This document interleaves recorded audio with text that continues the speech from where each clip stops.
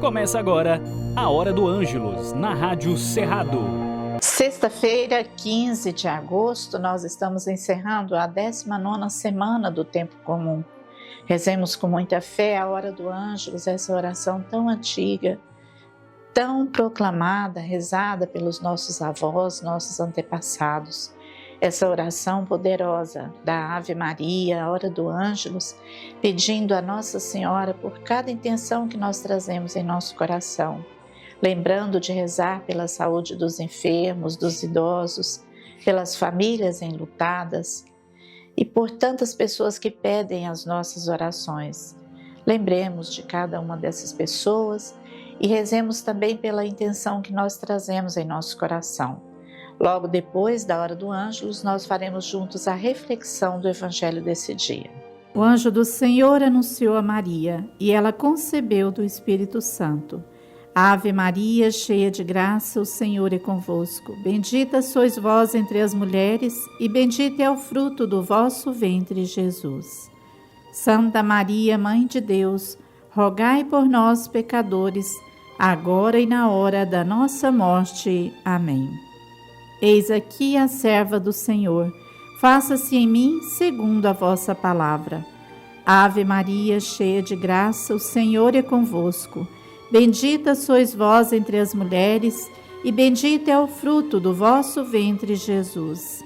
Santa Maria, Mãe de Deus, rogai por nós, pecadores, agora e na hora da nossa morte. Amém.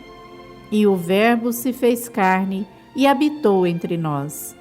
Ave Maria, cheia de graça, o Senhor é convosco. Bendita sois vós entre as mulheres, e bendito é o fruto do vosso ventre, Jesus.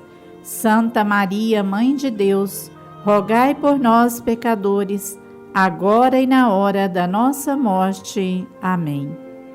Rogai por nós, Santa Mãe de Deus, para que sejamos dignos das promessas de Cristo. Amém. Oremos. Derramai, ó Deus, a vossa graça em nossos corações, para que, tendo conhecido pela anunciação do anjo a encarnação de Jesus Cristo, vosso Filho, cheguemos pela sua paixão e morte na cruz à glória da ressurreição. Por Cristo nosso Senhor. Amém. Esta sexta-feira, 19ª semana do Tempo Comum, o Evangelho de Mateus, capítulo 19, versículos de 3 ao 12. Alguns fariseus chegaram perto e perguntaram maliciosamente: é permitido alguém se divorciar da sua mulher por qualquer motivo? Ele respondeu: não tendes lido que o Criador desde o princípio os fez homem e mulher? E que também disse: por isso o homem deixará pai e mãe e se unirá à sua mulher, e serão os dois uma só carne? Assim já não são dois, mas uma só carne. Portanto, o que Deus uniu, o homem não separa. Propuseram-lhe uma dificuldade, então, para testar Jesus. Por que Moisés ordenou que se desse a certidão de divórcio para o repúdio? Jesus respondeu: Moisés vos permitiu repudiar vossas mulheres por causa da vossa dureza de coração. Mas no princípio não foi assim. Por isso eu vos digo: quem se divorcia da própria mulher, exceto em caso de união ilegal, e se casa com outra, comete adultério. Os discípulos lhe disseram: e se esta é a condição do homem em relação à mulher, não vale a pena casar. Ele lhes respondeu: nem todos são capazes de aceitar essa doutrina, mas só aqueles que possuem o dom. Com efeito, há os impossibilitados para o casamento, que assim nasceram do seio materno, aos que ficaram impossibilitados por intervenção alheia, e aos que não querem se casar por amor ao reino dos céus. Quem estiver à altura, que o ponha em prática. Palavra da salvação. Glória a vós, Senhor. O tema do Evangelho de Jesus hoje é o matrimônio, a união entre homem e mulher. Nós sabemos que na Bíblia está escrito O que Deus uniu, o homem não separa. Portanto, para a igreja, para nós cristãos, o matrimônio é indissolúvel. Ele não deve ser desfeito, a não ser em caso de união ilegal, ou seja, a não ser que tenha acontecido algo muito grave nesse relacionamento, ou que a pessoa foi obrigada a se casar, a se unir a outro homem, o homem a outra mulher. Só nos casos extremos. Isso a igreja tem que avaliar. E nós acreditamos fielmente que o matrimônio, ele é um serviço de amor. Quando o homem deixa sua mulher, deixa sua família, seu pai, sua mãe, e une-se a uma mulher, quando essa mulher deixa o pai e a mãe e se une ao seu esposo, ao seu marido, e os dois se tornam uma só carne. E é isso que está escrito na Sagrada Escritura. Você não lê, como diz Jesus, vocês não leram na Sagrada Escritura? Nós precisamos ler a palavra de Deus, as Escrituras, para entender o projeto de Deus para a vida humana. O homem foi feito para se casar ou não. Há aqueles que não nasceram para o matrimônio, como Jesus explica aos apóstolos. Há aqueles que já nasceram com função determinada neste mundo, que não é homem ou mulher, ou tem opções sexuais diferentes. A pessoa já nasce com alguma dessas determinações, nós sabemos disso. Mas há aqueles que nasceram para constituir família, para se unir a um homem a uma mulher, para dar início a uma família. E essa união diante de Deus é abençoada e é indissolúvel. Portanto, nós não devemos ir na conversa do mundo de hoje que diz: você casa, não deu certo, separa.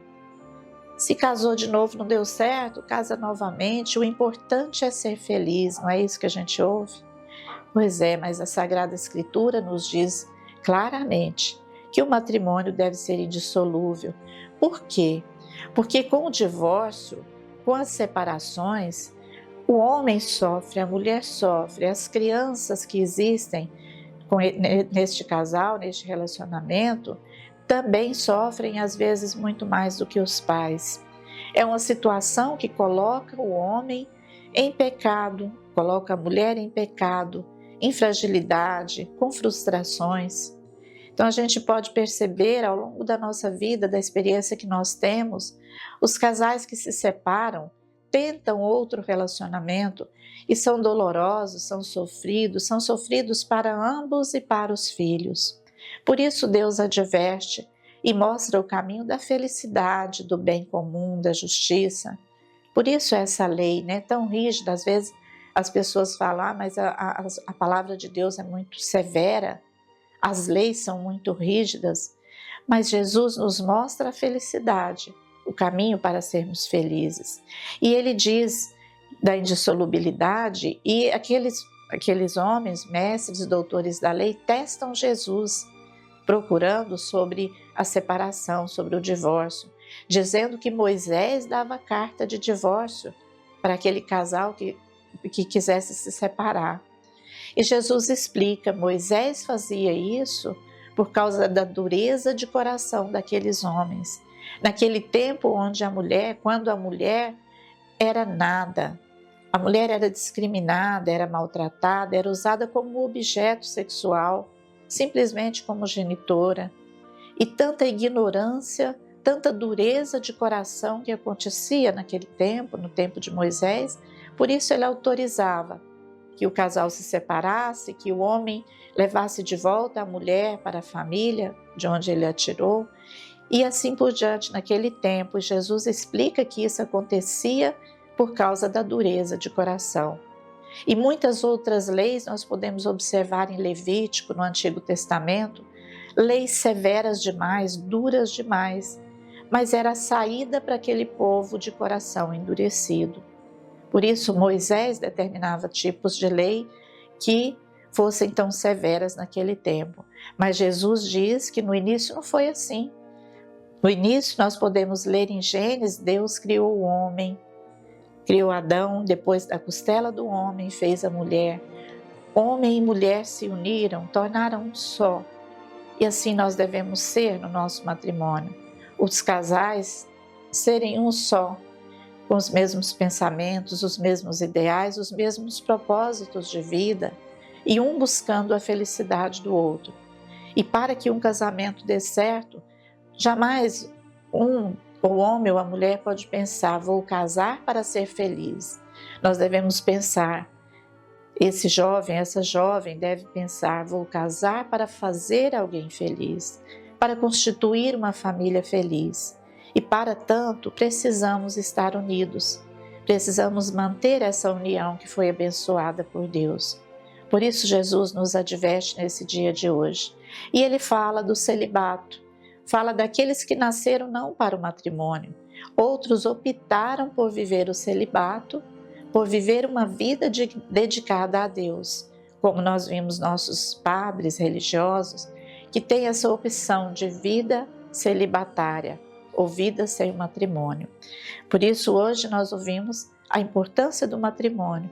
Ouçamos as palavras de Jesus e coloquemos em prática na nossa vida de casal quem é casado, vivendo unido à sua esposa, de acordo com as bênçãos de Deus e com as palavras de Jesus. O que Deus uniu, o homem não separe. Que tenhamos um ótimo e abençoado final de semana. Ó Deus, Pai e Mãe da família humana, guarde e faça prosperar o lar de todos nós. Amém. Ó Senhor Jesus, que viveu na família de Nazaré, faça dos nossos lares um lugar de aconchego e de muita alegria. Amém.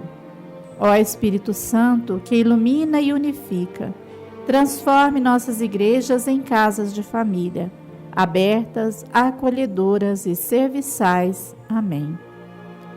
Que a bênção de Deus Amor, Pai, Filho e Espírito Santo, derrame-se sobre todos nós e permaneça para sempre. Amém.